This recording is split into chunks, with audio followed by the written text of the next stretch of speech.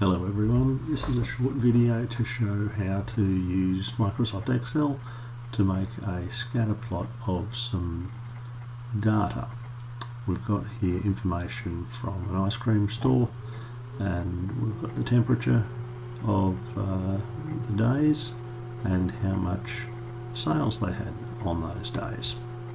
And it'd be nice to see if there's a pattern here. We start by selecting just the numeric values, not the headings. Once we have those, we go to the Insert tab. Then from all the different charts, we choose a scatter chart. Let's move that back where you can see it.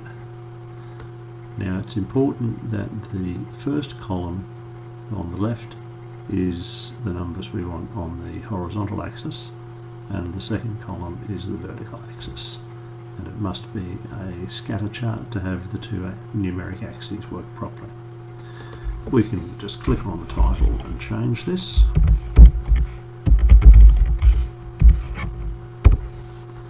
and we can use this plus sign to add extra things to our chart. Move that over a bit so you can see.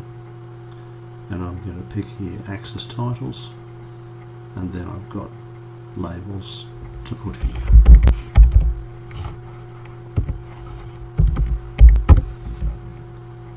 And temperature.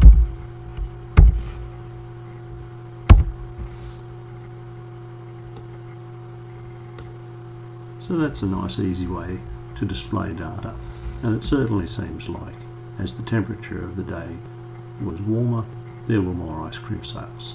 That would be a fairly strong positive correlation displayed here in this chart.